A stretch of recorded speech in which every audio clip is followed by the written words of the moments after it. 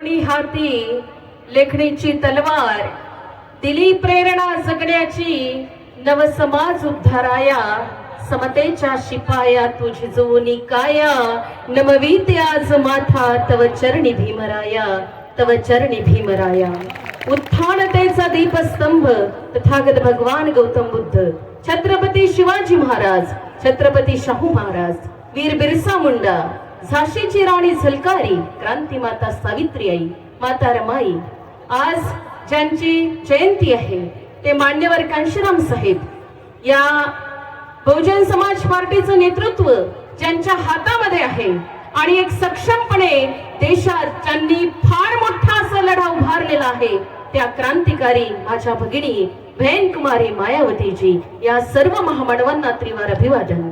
मंचावर उपस्थित आजच्या कार्यक्रमाचे अध्यक्ष, तुम्हा आम्हा सर्वांसाठी एक आदर्श व्यक्तिमत्व असणार, बहुजन समाज पार्टीसाठी आदर्श व्यक्तिमत्व असणार राज्यसभा खासदार सन्माननीय गौतम साहेब. या महाराष्ट्राची धुरा बहुजन समाज पार्टीची ज्यांच्या हातामध्ये आहे आणि ज्यांनी, मी असं म्हणेल की सर्वप्रथमच मी या ठिकाणाहून जे बोलते आहे आणि तुमच्या समोरून जी डरकाळी फोडते आहे, तो महिलांना प्रथमच त्यांनी सन्मान बहुजन समाज पार्टीच्या अध्यक्षांनी दिला. तो पहिला अध्यक्ष सन्माननीय डोंगरे साहेब, महाराष्ट्राचे प्रदेश अध्यक्ष. जरा महिलांनी जोरदार टाळ्या वाजवल्या. आपण म्हणतोय की 21व्या शतकामध्ये जीवन जगत असताना कुठल्याही संघटना असो, सामाजिक संघटना असो, आर्थिक संघटना असो, राजकीय संघटना असो, शैक्षणिक असो, की आपली कुठलीही संघटना आपण जर पाहिली तर आजही महिलांकडे पाहण्याचा दृष्टिकोन समाजाचा पाहिजे तितका बदललेला नाही. पण मोठ्या स्वाभिमानाने आणि अभिमानाने मी सांगितलं पाहिजे की देशात असणारा एकमेव हा राजकीय पक्ष एक ऐसी पार्टी है, बहुजन समाज पार्टी, जिसमें महिलाओं का बड़े पैमानों पर सम्मान किया जाता है. या आमचे अध्यक्ष सन्माननीय डोंगरे साहेब, मंचावर उपस्थित सर्वच बहुजन समाज पार्टीचे पदाधिकारी, या महाराष्ट्र राज्यामधून विदर्भातून आलेल्या प्रत्येक जिल्ह्यातून जिल्ह्याचे अध्यक्ष, सर्व पदाधिकारी आणि या कार्यक्रमाची आन बान शान को बढ़ाने वाले मेरे प्यारे भाइयों बहनों, सबको मेरा आज के दिन सलाम आणि सर्वांना मान्यवर कांशीराम साहेबांच्या जयंतीच्या हार्दिक हार्दिक लाख लाख शुभेच्छा. आपको बता देना चाहती हूँ साथियों, मान्यवर कांशीराम साहब ने कहा है कि सिर्फ प्राण निकलने पर ही मौत नहीं होती. साथियों जरा गौर से सुनिएगा, आज हमें किसकी जरूरत है.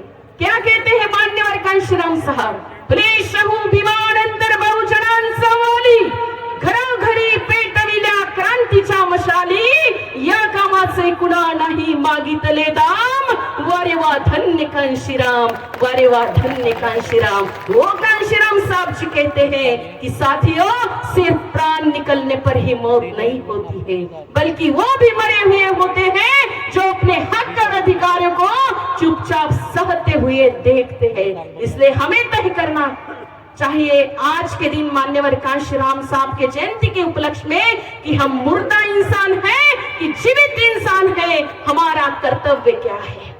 जयंतियां तो आती है और जाती रहती है महापुरुषों की हर साल, लेकिन हमें इस जयंती के उपलक्ष्य में कुछ संकल्प करना होता है. साथियों क्या संकल्प करना होता है, क्या कहा है मान्यवर कांशीराम साहब ने. मैंने तो बाबा साहब आम्बेडकर की सिर्फ एक ही किताब पढ़ी है. साथियों कांशीराम साहब जी कहते हैं, मैंने तो बाबा साहब आम्बेडकर की सिर्फ एक ही किताब पढ़ी है. आप कैसे आम्बेडकरवादी है. आम्बेडकरवादी यानी कौन कौन है, जो भी बाबा साहब के विचारों को मानने वाले लोग हैं वे सभी आम्बेडकरवादी होते हैं. चाहे इस महाराष्ट्र में रहने वाला मेरा ओबीसी भाई हो, एससी हो, एसटी हो, विजेएनटी, मुस्लिम हो, आदिवासी हो, और इतना ही नहीं है, हमारे बहन जी ने जो नारा लगाया है सर्वजन हिताय सर्वजन सुखाय, उसमें आने वाला मेरा ब्राह्मण समाज भी अगर है वो भी आम्बेडकरवादी है. अगर बाबा साहब आम्बेडकर के, मान्यवर कांशीराम साहब के विचारधाराओं को अगर मानता है वो भी आम्बेडकरवादी है. इन सभी को कहते हैं मान्यवर कांशीराम साहब कि ये कैसे आम्बेडकरवादी है. कितनी सारी किताबें पढ़ते हैं, पढ़ते ही नहीं लिखते भी हैं, किताबें बेचते भी हैं, लेकिन टस से मस नहीं हो रहे हैं, महाराष्ट्र में सत्ता नहीं ला रहे हैं. हमें विचार करना है साथियों। कितने सारे लोग हैं, हमने तो कल्पना भी नहीं की थी आज के इस प्रोग्राम में इतने बड़े पैमाने पर आप लोग आओगे। जरा आपके लिए जोरदार तालियां बजा दीजिए साथियों। बाबा साहब अम्बेडकर ने कहा है कि मैंने तुम्हारे लिए जो कुछ भी किया है वह बेहद मुसीबतों, अत्यंत दुखों और बेशुमार विरोधियों का मुकाबला करके किया है। तुम्हारा कर्तव्य है कि ये कारवां सदा आगे ही बढ़ता रहे। बेशक कितनी ही रुकावटें क्यों ना आए, लेकिन मेरे अनुयायी इसे पीछे न जाने दें। हमारी ये जिम्मेदारी है साथियों। इसके आगे चल के फिर बाबा साहब ने कहा है कि ये बताना आपको बहुत ही जरूरी है। कैसा समय आ रहा है, हमारा खाना पीना छिना जा रहा है, फिर भी वही स्थिति देश में पैदा हो रही है। सिलेंडर की बात आप सबको पता है, हमारा किसान मरे जा रहा है, हमारे सुशिक्षित बेरोजगारियों को नोकरियां नहीं है। फौजाबा धोरण या देशात आणलंय तुम्हाला माहिती आहे। आणि म्हणून मी परत आपल्याला सांगितलं पाहिजे की बाबासाहेब आंबेडकरांनी, हम बाबासाहेब आंबेडकर को मानने वाले लोग हैं साथियों। एक विद्वान ऐसा हुआ जिससे हजारों टकरा गए, करिश्मा देख बुद्धि का करोड़ों चकरा गए। अरे ज्ञान की ऊर्जा पर ही जिसका साथ था और हर सवाल का जवाब उसके पास था, वो डॉक्टर भीमराव रामजी आंबेडकर हम सबका बाप था। मानतो की नाही आपण बाप? या ठिकाणी जर बाबासाहेब आंबेडकरांच्या नावाला कोणी हु जरी म्हटलं तरी माझ्यासोबत तुम्ही सगळीच्या सगळी जनता धावत उठून पडाल, का रे तुका अपशब्द काढलाय म्हणून।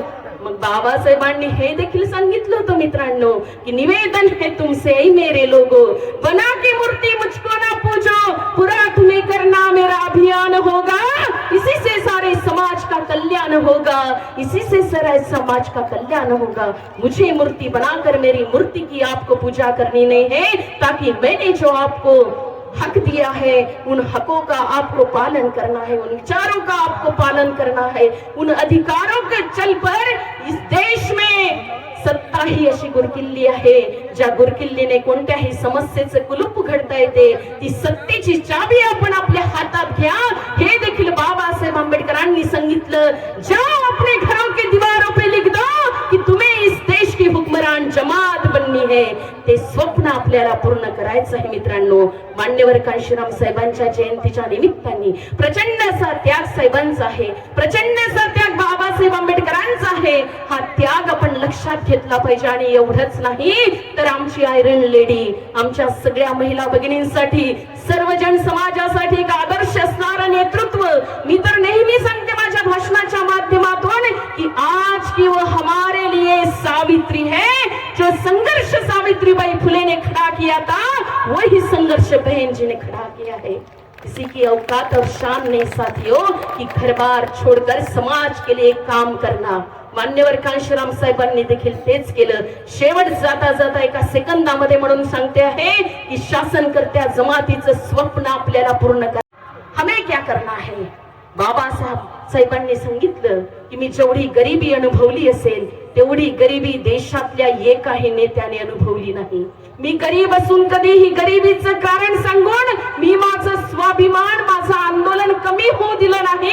एवढंच नाही तर मी गरीब असून कधीही पैशासाठी व पदासाठी विकल्या गेलो नाही। मित्रांनो तेच ध्येय प्रत्येकाने लक्षात ठेवा। संविधान वाचवा, संविधान वाचवा म्हणून तुम्ही गेले त्यांच्या पाठीमागे, अरे कोण संविधान वाचवणार आहे?